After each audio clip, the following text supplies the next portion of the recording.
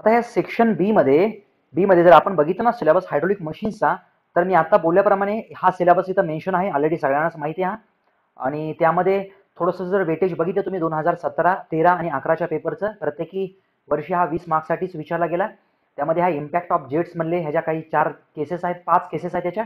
ज्यावेळेस प्लेट ही अशी vertical fix असते, मुव्हिंग असते, म्हणजे फिक्स प्लेटच्या काही केसेस आहेत, अशी व्हर्टिकल असताना, इन्क्लाइंड असताना, कर्व्ड असताना, किंवा एखाद्या व्हीलवरती ज्यावेळेस ब्लेड अटॅच केले असतात त्यावेळेस.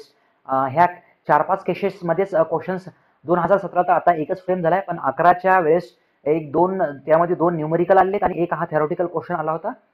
आणि पुढेही आपण एक्सपेक्ट करू शकतो 20ला सुद्धा इम्पॅक्ट ऑफ जेटवरती. आणि इम्पल्स मोमेंटमचं प्रिन्सिपल आहे आणि सोपा कन्सेप्ट आहे हा. नंतर हायड्रोलिक टर्बाईन्समध्ये आपल्याला माहिती आहे की मुख्यतः याच्यामध्ये 2 टाईपचे टर्बाईन्स आपण बघतो. एक रिॲक्शन टर्बाईन असतं आणि नंतर हे इम्पल्स टर्बाईन असतं.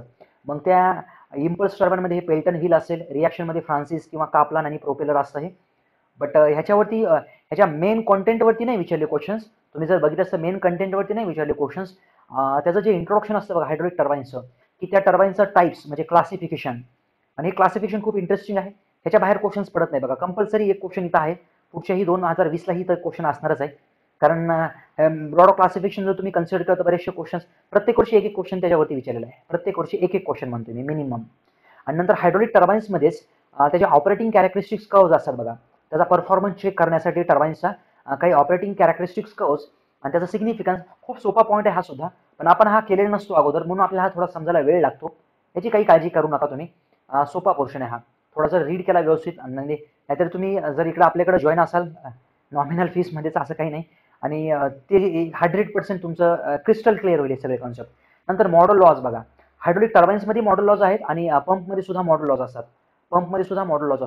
पण पंपच्या मॉडल लॉविषयी क्वेश्चन्स नाहीत आणि पडलेही नाहीत आतापर्यंत. टर्बाईन्सची जे मॉडल लॉज असतात बघा, एक मॉडल असतं आणि एक प्रोटोटाईप असतं अशी अनालिसिस. मग त्यांच्यामधलं हे कंपॅरिझन काही नाही. ह्याच्यामध्ये 4 पॉईंट्स आहेत. त्या 4 पॉईंटच्या बाहेर क्वेश्चन्स येणार नाही. ठराविक पॉईंट्स आहेत, ते फक्त थोडं समजून घ्यावं लागतील तुम्हाला. आणि त्याप्रमाणे इथं 2013ला तसं 11ला क्वेश्चन आलेला आहे मॉडल लॉजवरती. ऑपरेटिंग कॅरेक्टरिस्टिक्स कर्व्हवरती 17ला म्हणा किंवा हे 13चा क्वेश्चन आहे इथे. आणि ॲट ॲक्च्युअलमध्ये ह्या कंटेंटवरती क्वेश्चन्स कमी आहेत, की पेल्टन व्हीलमध्ये त्याचे काही परफॉर्मन्स कॅरेक्टरिस्टिक्स असतील त्याविषयीचे, किंवा वर्क डन वगैरे असल्या फॉर्म्युल्यामध्ये तुम्हाला पडायचं नाही बघा. फॉर्म्युले तसे कॉम्प्लेक्स आहेत. वर्क डन म्हणा, पॉवरचा फॉर्म्युला म्हणा, ह्याच्या कॉम्प्लेक्स फॉर्म्युल्यामध्ये जायचं नाही. Whirl velocity, inlet velocity, outlet velocity, inlet triangle, outlet triangle, गरज नाही आहे, करू नका हे, गरज नाही आहे. आणि पुढं जर बघितलं आपण, ह्याच्यामध्ये जर करायचं असेल तुम्हाला तर ह्याचे काही रेशोज आहेत बघा. फ्लो रेशो असतो, व्हेलॉसिटी रेशो असतो, वेगवेगळे असे मेमरी बेस्ड काही रेशोज आहेत, पॅरामीटर्स आहेत, ते ध्यानात ठेवायचे आपल्याला कंपल्सरी. जरी इथे क्वेश्चन फ्रेम झाले नसेल तर पॉसिबिलिटी आहे इथे. त्याच टाईपमध्ये फ्रान्सिसवरती असाच क्वेश्चन विचारला आहे. आणि प्रोपेलरवरती त्याच टाईपचे क्वेश्चन्स आहेत. कापलान किंवा प्रोपेलर एकाच टाईपचं टर्बाईन आहे. थोडासा फरक असतो. हायड्रोलिक पंप्समध्ये जर बघितलं तर ह्या पंपच्या क्लासिफिकेशनवरती आतापर्यंत 2011ला एकच क्वेश्चन आहे. पण क्लासिफिकेशनही महत्त्वाचं आहे, की high head application, low head application. टर्बाईनमध्ये जसं क्लासिफिकेशन आहे, पंपमध्ये क्लासिफिकेशन आहे. नंतर ह्याच्यामध्ये क्वेश्चन्समध्ये ह्याच्यामध्ये महत्त्वाचा पॅरामीटर आहे, 2च पंप आहेत बघा. की त्यामध्ये जर आपण बघितलं सेंट्रिफ्युगल पंप आणि रेसिप्रोकेटिंग पंप. आणि त्यांनी सिलेबसमध्ये आणखी मेन्शन केले की other types of the pump. आणि अदर टाइप्स ऑफ द पंप्सवरती क्वेश्चन्स कुठंच नाही विचारला आतापर्यंत. तसे अदर टाइप्स ऑफ द पंपमध्ये खूप सगळे पंप्स आहेत. बट हे सेंट्रिफ्युगल आणि रेसिप्रोकेटिंग इंडस्ट्रियल ॲप्लिकेशन जास्त आहेत आणि डोमेस्टिक ॲप्लिकेशन जास्त असल्यामुळं याचे डोमेस्टिक जास्त आहेत, त्याचे इंडस्ट्रियल जास्त आहेत. आणि याचे पण इंडस्ट्रियल आहेतच, नो डाऊट. ह्याच्याविषयी क्वेश्चन्स आहेत बघा. क्वेश्चन्स फ्रेम केलेले सोपे क्वेश्चन्स आहेत. तुम्हाला जरी त्याचं थोडंसं बॅकग्राऊंड म्हणजे थेरी माहिती असेल, त्याचे टाईप्स म्हणा किंवा मग या टाईपचे ह्याच्या स्पेसिफिक स्पीडविषयी नेहमीच क्वेश्चन असतो. टर्बाईनमध्ये सुद्धा असतो, इथे सुद्धा असतो. इथं सुद्धा मॉडल लॉज आहेत, त्यातला 1-2 मॉडल लॉज तुम्हाला इंट्रोडक्शन पाहिजे. आणि खरं सांगायचं तर याचे मॉडल लॉज आणि याचे मॉडल लॉज ह्याच्यामध्ये काहीच फरक नाही. त्याला लिंक करता येतं, ते वन अँड द सेमच आहेत. जर तुम्ही ह्याचे मॉडल लॉज शिकले तर ह्याचे मॉडल लॉज सुद्धा मी सांगेलच तुम्हाला, काहीच अडचण नाही. आणि सोपे आहेत हे, काही अडचण नाही ह्याची. चला ठीक आहे. पुढे रेसिप्रोकेटिंग पंप्समध्ये जर बघितलं तर रेसिप्रोकेटिंग पंप यांच्या दोघांचं एक तर कंपॅरिझन महत्त्वाचं असतं.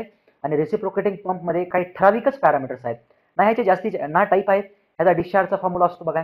ह्याच्यामध्ये एअर व्हेसल एक महत्त्वाचं आहे, त्याच्याविषयी क्वेश्चन्स नेहमी विचारले जातात. त्याच्यामध्ये स्लीप कंडिशन नावाची कंडिशन असते, त्याविषयीचे क्वेश्चन असतात. आणि ह्याचा परफॉर्मन्स कर्व आहे ह्या रेसिप्रोकेटिंगचा, याची नाही बघण्याची गरज, पण ह्याचा रेसिप्रोकेटिंगचा परफॉर्मन्स कर्व आहे, सोपा आहे आणि त्याविषयीचे क्वेश्चन्स आहेत.